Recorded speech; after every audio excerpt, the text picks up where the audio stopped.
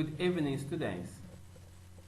We would like to tackle the immune system once again. Initially, we looked at the cells of the immune system, an anatomy of the immune system, and which we described that there are various cells that mediate the immune system. We have the myeloid, erythroid precursors, lymphoid precursors. Now we want to tackle the innate immune system. When we say the innate immune system, the innate immune system comprises of what? The immunity we inherited at birth from our parents. For instance, there are some people who don't often get really sick because they acquired a very strong immunity from their parents. We have the physical barriers like our skin, the lymphoid, the mucosal epitheliums lining our nostrils, lining our gastrointestinal tract. We have the vaginal fluids. We also have the epithelium and endothelium of various cavities in the body. The lungs, the GIT, the pharynx, the larynx, esophagus has lining, stomach has what? Mucosal linings. And mucosal linings are noted for secretions of mucous secretions. And the organisms end up swimming in these mucous secretions and losing their lives. So, for us to start, we would like to begin our lecture with a short video as usual. It has a powerful army that protects it from various types of threats. These threats can come in the form of mechanical injuries, the entry of germs, or the entry of other foreign particles like dust. This personal army is called the immune system.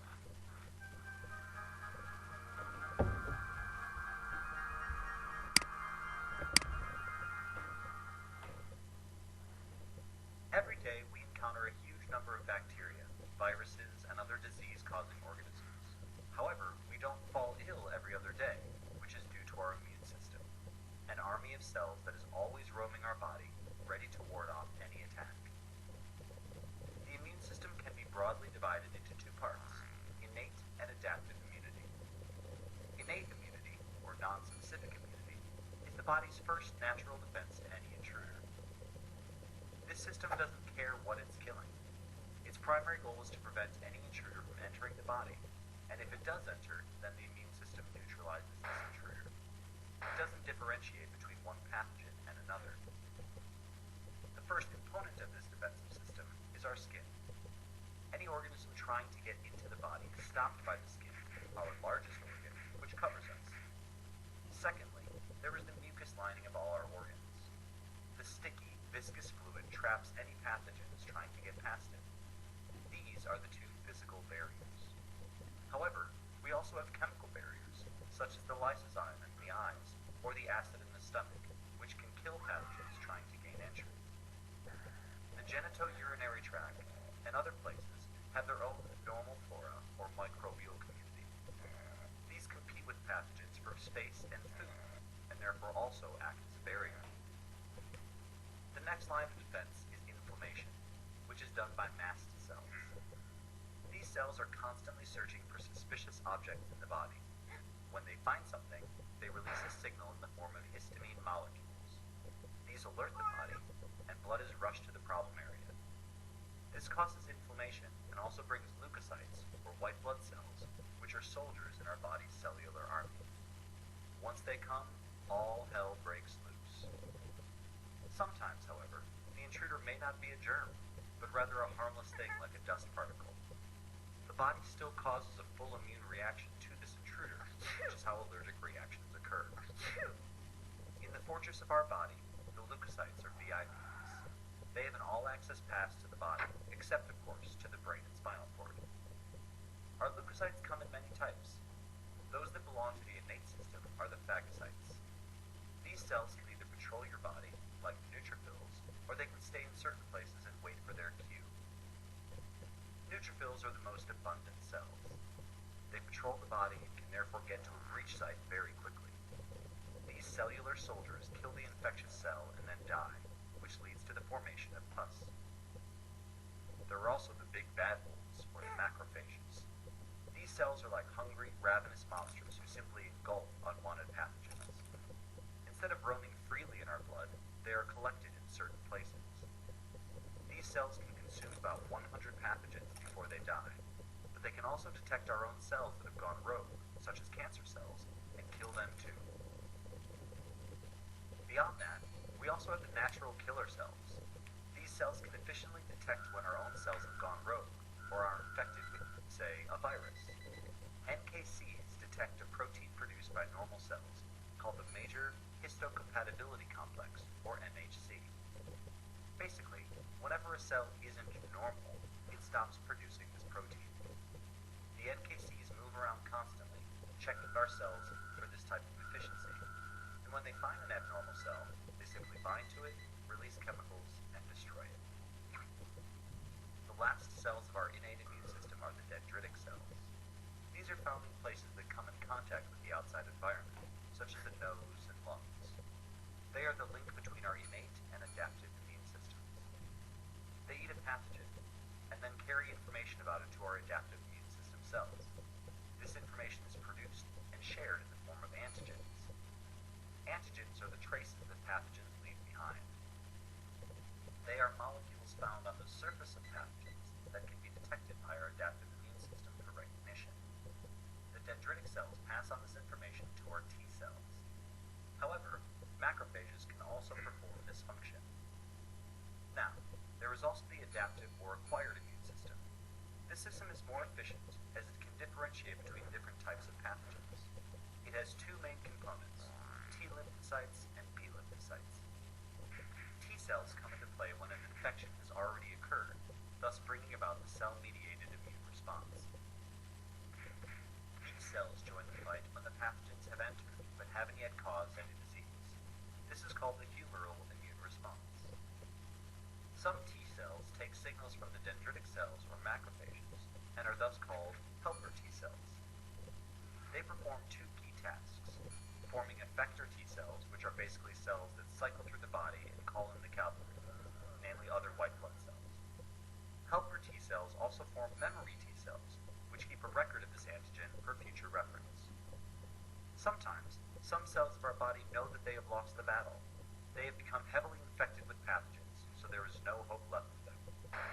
At this point, the immune system brings out the cytotoxic T cells. These cells rush over and perform a mercy killing for the infected and dying cell. Furthermore, we have the B cells.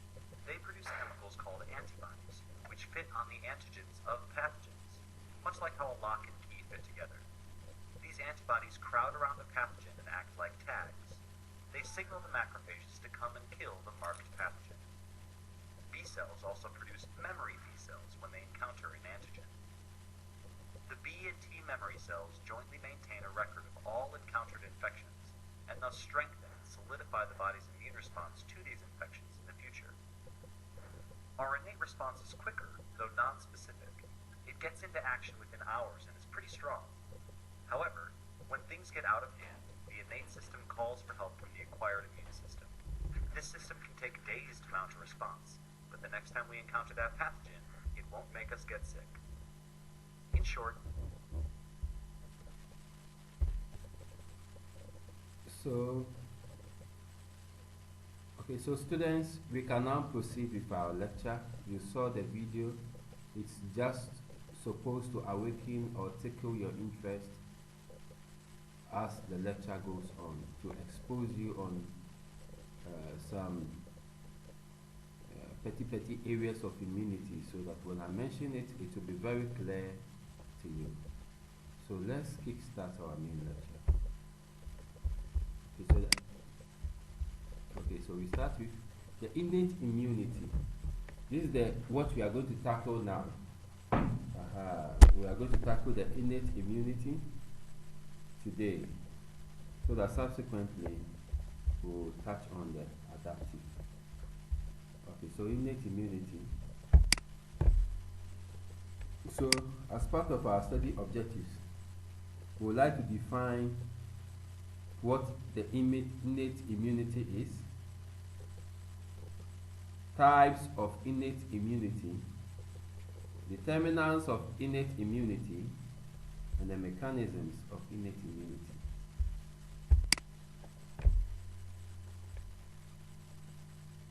So,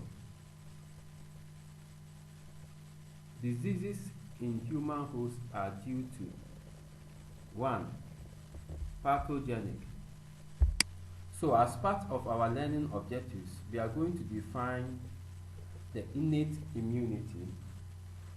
We're also going to find the types of innate immunity, determine or the determinants of the innate immunity, then the mechanism of innate immunity.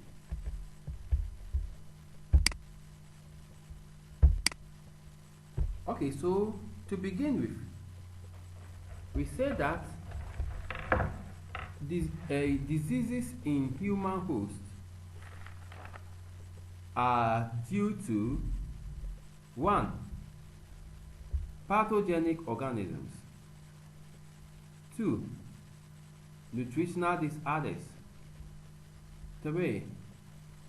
Genetic disorders of the host, 4. Toxic chemicals and environmental factors, and 5. Physical damage to organs. So you can realize that diseases can be contributed by what, or can be caused by utilization of the host nutrition by the organisms. They feed on the host nutrients. They also cause physical damage to host tissue. The organisms, they can do this by even producing free radicals, reactive oxygen species. They also produce microbial toxins or poisons which go to injure cells and tissues of the host. They also destabilize the chromosome and cause mutations in genes.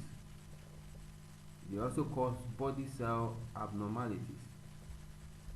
So, for nutritional disorders, for instance, when organisms come into your body, they utilize your host nutrition to destroy you yourself. For instance, some of these organisms produce lactic acid. But the lactic acid is good because acids even kill other organisms. But some of them produce pyrogens. Some of them produce chemicals that are toxic to the human host. So we'll be looking at all this in the following lecture slides. So to begin with, introduction. The determining factors of the immune system are the determining factors of immunity, or what makes somebody, or why we say that somebody has a strong immunity and another person has a weak immune system. Let's explain this. So, the determining factors of immunity is species specific. Some members of some species are not affected by a particular disease-causing organism. For instance, or example, some humans are not affected by, human beings are not affected by plant disease-causing organisms. So some disease-causing organisms that affect plants do not affect human beings. Race. When you come to Africa, We are not afraid of sub-Saharan Africa. We are not afraid of malaria. Let a white man come to Africa right now without taking a malaria vaccine and let the person get one mosquito bite. The person will be admitted at the intensive care unit, because at the temperate regions or in the temperate region, in the temperate regions, meaning that a place where the temperature is very cold, very normal and cold, temperate region. In the temperate regions,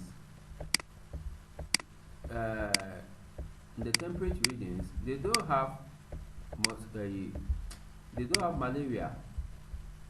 Over there is no malaria.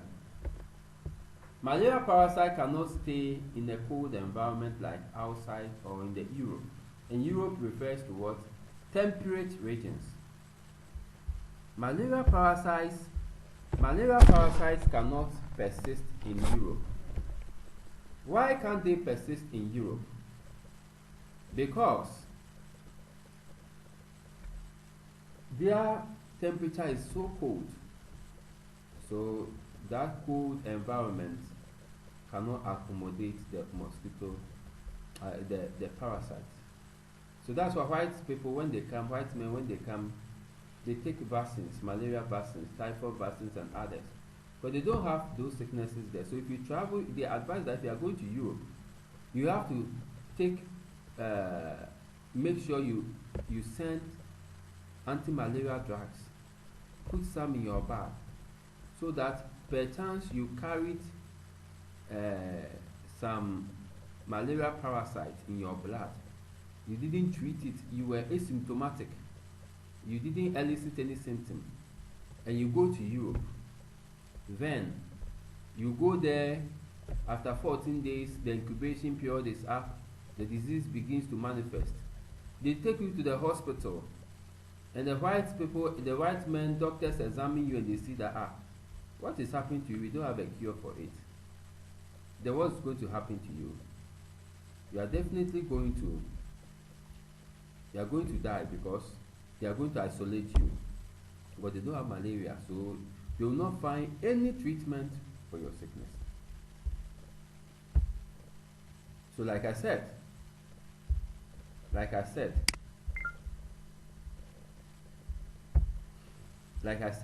so for instance, race, Africans are very resistant to malaria than white men or the Europeans or those in the temperate regions. Now, individual factors also come to play in determining the immunity of an organism or a human host. Factors such as age. The aged, those who are old, their immune system is weak. Because when you are old, your system, everything is going back, like deteriorating. It's like an old car. If you use the car for long, it becomes old. The engine now starts to break down. So the aged, their immune system is very weak. Their hormones are also produced in smaller quantities. Then, the aged have weak immune system. Another factor that determines the immunity of humans is what? Hormones. If your hormone is balanced, if you have good hormonal secretions, then your immune system becomes so strong. So that's why the ladies who are using a whole lot of emergency contraceptives, you have to be very careful. Postinol 2 and Lydia. When you use Postinol 2, when you use Postinol 2, the ladies know about it. Just last night they had sex and they went and bought it. The guy bought it for them.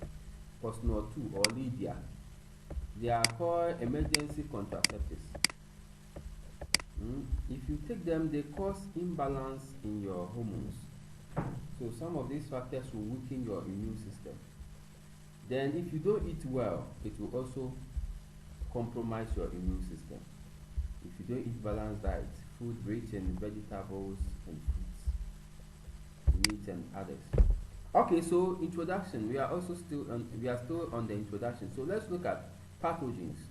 So pathogens are disease-causing organisms, and the types are bacteria, viruses, fungi, and and parasites. Three things we need to know about pathogens is that the pathogens cannot have access to the human body because of the skin and other portals. Number two, pathogens attach to host cells. Thus, after they've entered the skin and other portals like the mucous membranes, they are able to enter the host cells and evade the host immune system. Evasion, when we say evade, is to what? Obscure. Obscure. Obscure or escape. Escape. Or hide. So they are able to hide from the host immune system. So immunology deals with body response. So after they've entered the cell, they evade or they hide or they escape the host immune system and they cause diseases. So immunology therefore deals with the body. Immunology deals with body response to an infectious agent. How does your body respond to an infectious agent? Hence, resistance offered by the body towards microorganisms and their products. So if your body is able to resist microorganisms and their poisonous toxins, then we say that you are having a very strong immune system. So the host defends itself from disease-causing organisms or pathogens, employing immunity.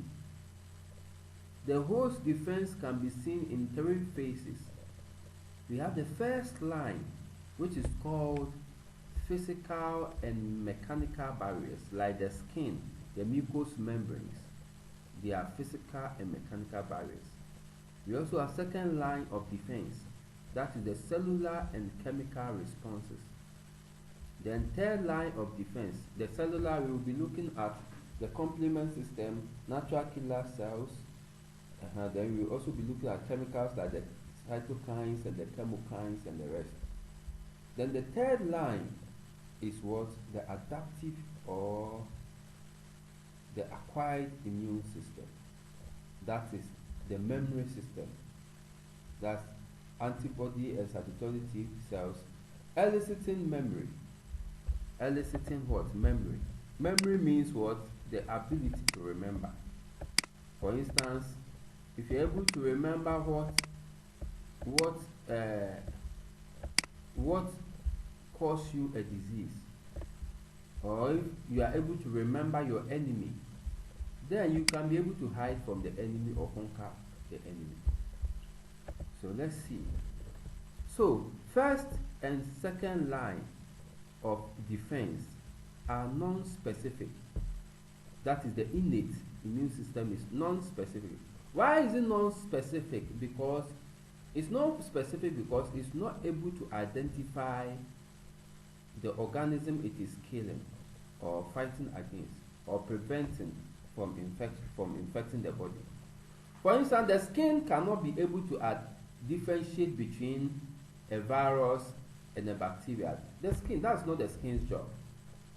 The same way the complement system, which is proteins that fight microorganisms, cannot differentiate that this is a virus or this is a bacteria. It is only the antibodies and the T lymphocytes that are able to identify. So that we have the third line of defense. This one is adaptive or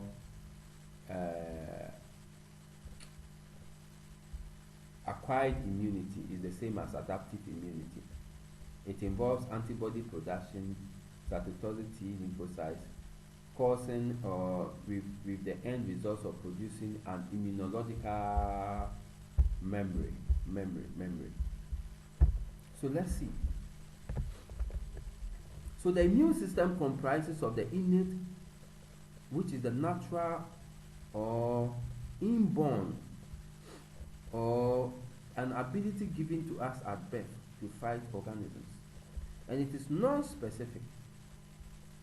The first line, non-specific means you cannot identify the type of organism, whether bacteria, whether virus. And it is first, we have the first line and the second line. The first line deals with what? The skin, like I explained, and like you saw in the video. The mucous membranes and secretions. Normal microbial flora. You all know the normal microbial flora. These are organisms that are harmless to the body, and they are located in our pubic regions, our armpits, and in our intestines, and wherever there is moisture, they will be there, and they prevent the growth of disease-causing organisms by competing with disease-causing organisms over what? They compete with them for nutrients, for light, for oxygen, and for any substance they require to grow. They don't fight the organisms. Normal microbial flora don't fight organisms. It's just that when you come, they say there is no accommodation because they have occupied the place, so you can't get any place to sleep, stay, and also produce children.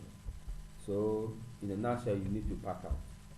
That is the property. That's the property of the. That's the property of the, what we call it, the normal microbial flora. They don't cause disease, but they will not allow a disease-causing organism to thrive because they will compete with you for food, nutrients, water, and everything. So you can't survive because they were there before you came. Okay, so let's look at the adaptive or acquired immunity. It is specific because the antibodies and the T lymphocytes, they can be able to. They are the third line of. Of defense, and they comprise of the B cells, which produce antibodies. And the antibodies, we have different classes of antibodies. And the antibody is also called immunoglobulins. So we have the gamma, but I'm not teaching antibodies. There is a lecture on antibodies. So we have the gamma, we have the immunoglobulin gene, which is called Ig gene, immunoglobulin E, immunoglobulin A, immunoglobulin is the same as what? Antibody. Immunoglobulin M, immunoglobulin A. Immunoglobulin A is found in the breast milk and also the digestive system. Okay, so let's continue. So we have the B cells, T cells, helper T cells, and natural killer T cells. So these are all, apart from the natural killer T cells, which are innate or they belong to the second line. The T cells, T helper cell, T cytotoxic cell, and the B cells, they all belong to the third line. And the third line, they are specific. They are able to identify whether this organism that they are fighting with is a virus or a bacteria or whatever.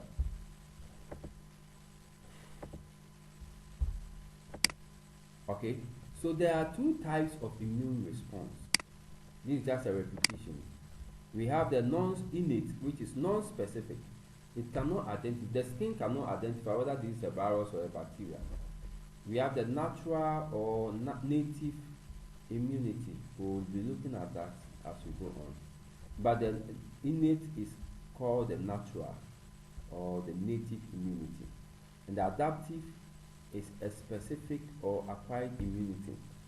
For instance, if you take in a vaccine, the vaccine will give you what? An adaptive immunity. And adaptive immunity is about what? Producing a memory. Or, if those who had chicken pox when they were young, it is said that when you get chicken pox when you were young, you will never get it again. Or you will not get it for about a period of 10 years. Some of us, we had measles, but we never had it again because initially, the reason why we had the measles is that our body did not know the measles. The measles virus, our body did not know. So, the measles virus overcame our body and conquered it because what you don't know is what kills you. But when we went through therapeutic treatment by taking in drugs, the drugs help to kill the measles viruses. So after killing the viruses, now our body and our immune system was awakened. In that, after killing the virus, now the body said, okay, this is how the virus looks like. Okay, then let me produce more antibodies or more cytotoxic T lymphocytes, so that when these viruses come again, I can be able to fight it. So it's preparing for it. So that is what we call adaptive. It will now adapt the immune system. The body will now prepare. Adaptive means what? Preparation. So adaptive, meaning that the body will now prepare and train a lot of soldiers, train a lot of policemen or soldiers. Adaptive is the same as acquired. It will train a lot of soldiers to fight the infection when it comes again. So the vaccine, like I said, the vaccine is what? A vaccine contains an attenuated or a weakened organism or dead organism or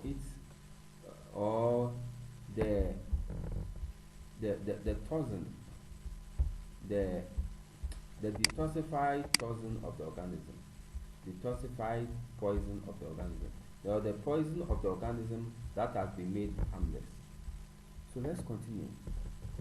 So the immune system protects the host from infectious foreign agents. The infectious agent also can be a non-infectious allergen, non-infectious foreign substance. When we say a non-infectious foreign substance, a non-infectious foreign substance it can be like perfume. You are allergic to perfume or you react to perfume. So, in case your wife sprays her body, it will end up giving you catarrh. And the catarrh, you giving off a lot of phlegms and blowing your nose, will be clearing the perfume particles out of your body. So that means your body reacted to the perfume particles. So now over here the perfume particles become what? The allergen. The allergen or antigen. And an antigen is anything that is able to elicit an immune response or cause the body to produce antibodies. But this allergen is harmless. This allergen is harmless. It's just making the patient or the host uncomfortable. For instance, you react. Some babies react to what? Breast milk. So when they give birth to them, they don't drink breast milk, because if you drink breast milk, you go to toilet. They have inborn errors of lactose metabolism. That's hypolactasia or lactose intolerance. So the child will defecate all the milk from the body. So the milk now becomes what? The lactose in the milk or the milk sugar, which is called lactose, it becomes what? An allergen. Because an allergen is something that makes the body to react against it. And an allergen is uninfectious.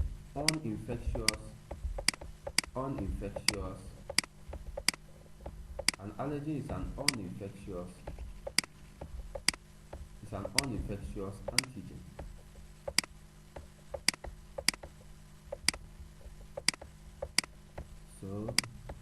So the infectious antigen is those which cause the disease, but the uninfectious antigen, they cause allergic reactions, or another name for allergic reactions is called hypersensitivity. Sensitivity.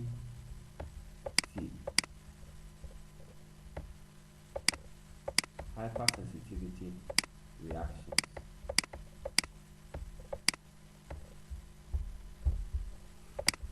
So hypersensitivity reactions caused by a harmless allergen or a harmless antigen, an antigen that does not cause sickness. It is not any organism, but the antigen is just an allergen, non-infectious,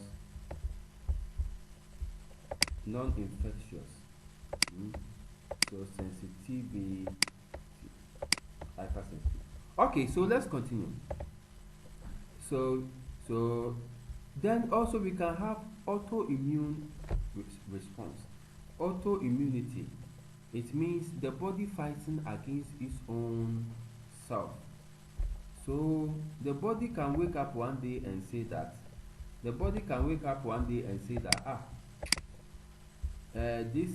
the cells of my eye are not the cells I'm supposed to have. The body will just wake up one day. Let's look at autoimmune response.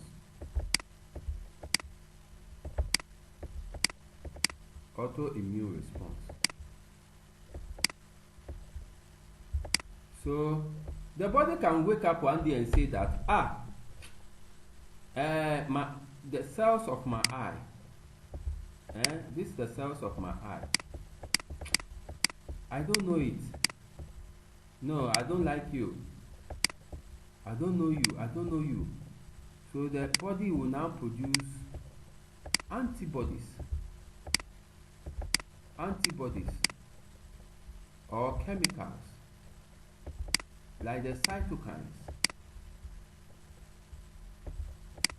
against its own body cells, and that is what we call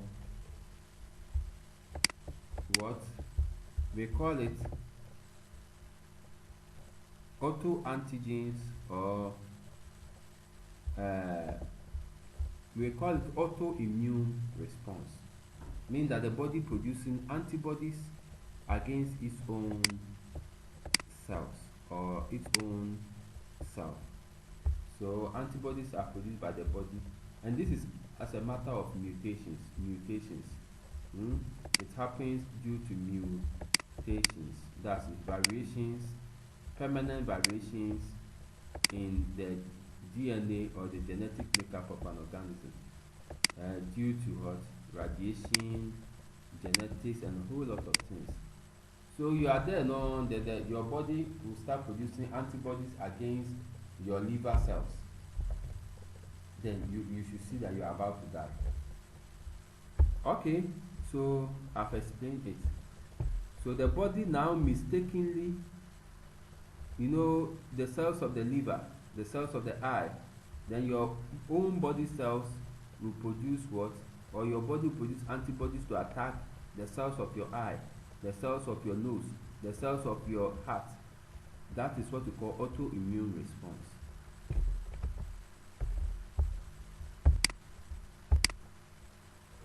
The immune system has three important rules. One, it's supposed to be able to recognize a pathogen. It's supposed to be able to kill or eliminate the pathogen. and is supposed to be able to remember the pathogen, meaning that if this is the pathogen, if this is the disease causing organism, then the body, the human being, your body cells fight it. Or first it made you sick and you took drugs and you were fine. Tomorrow, so when you took drugs, this one was killed. It was killed. Now that you've taken drug, and after taking the drug, now your body knows this thing. So when in the future, about 5 years ago, the same organism comes again to attack you, your body can remember that, this is the organism that made me sick the other time. Now I am prepared for it, because your body will prepare body soldiers, cytotoxic T lymphocytes, and T lymphocytes. Your body will prepare T lymphocytes and also prepare antibodies against future attacks. Okay, so let's continue. So these are the three cardinal signs of what? Three cardinal signs of the immunity or the immune system. The immune system is supposed to recognize the pathogen, remove the pathogen or kill the pathogen, then be able to remember future attacks of the pathogen. So pathogen recognition and elimination are the functions of innate immunity. Immunological memory is the function of the adaptive immunity. So when we say adaptive or acquired immunity, example is the vaccination. You taking a vaccine, then the vaccine will prepare your body, produce more antibodies and T lymphocytes as soldiers who will be on guard, so that when the organism of which you have been vaccinated attacks you in the future, your body will clear it. That is what we call memory, because your body will remember it and fight it. But the organism that they put in you is the dead organism, or the protein of the dead organism, or the detoxified poison of the organism, then, or the weakened or killed organism.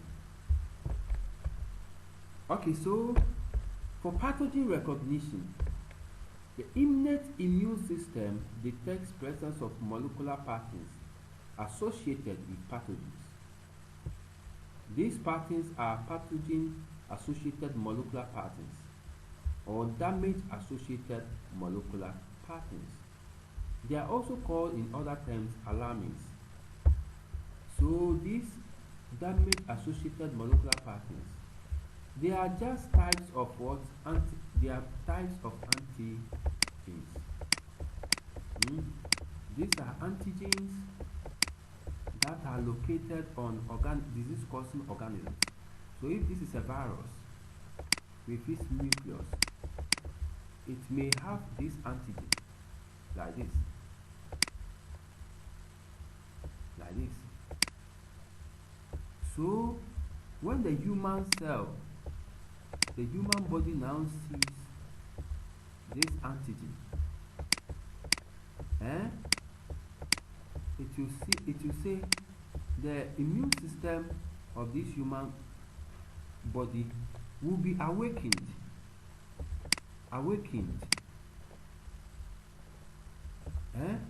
What will cause the awakening of this man's immune system is these antigens. And antigens are what? It's not the whole organism that causes the disease.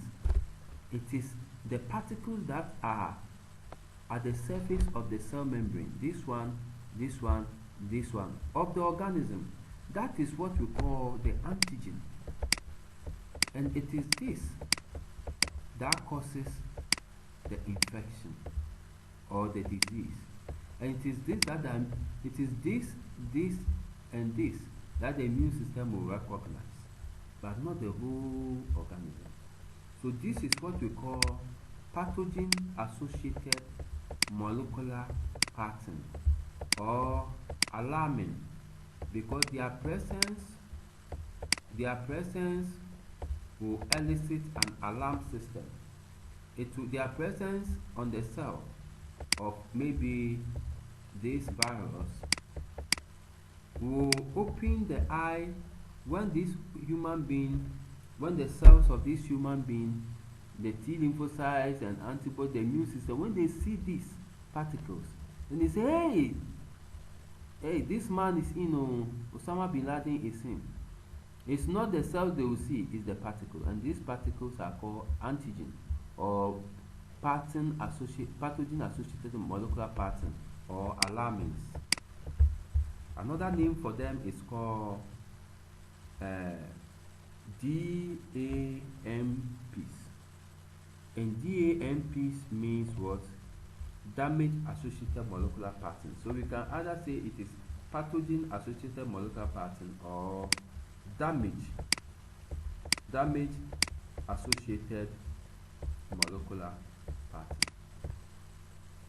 So PAMP or DAMP.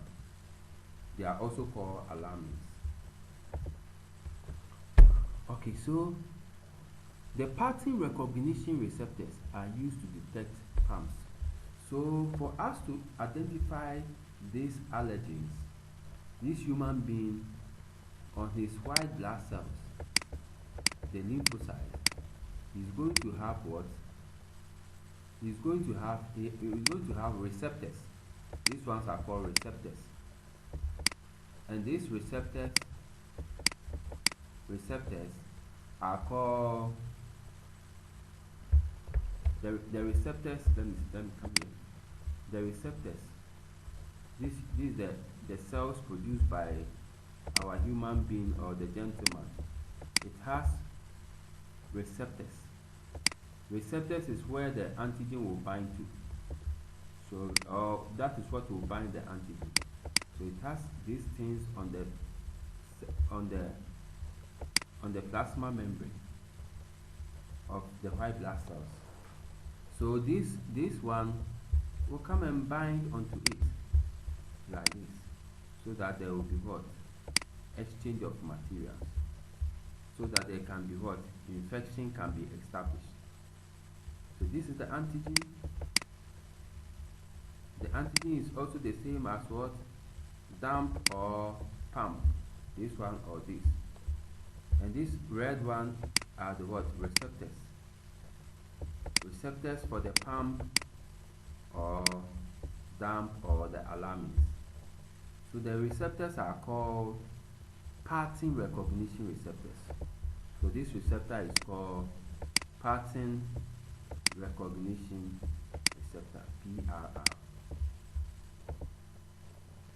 Okay, so let's continue. So examples of the PRR, pattern recognition receptors, which are found on the cells of the immune system of the host, are the toll-like receptors, the node-like receptors, and the RIG1-like receptors. They are all located on the T cells or the immunological cells of the host. And this is what binds to the antigens or pathogen-associated molecular patterns or damage-associated molecular patterns. They recognize the damage-associated molecular patterns or the pathogen-associated molecular patterns. Okay, so let's continue. So these are the receptors: TLRs, NRs, RLRs.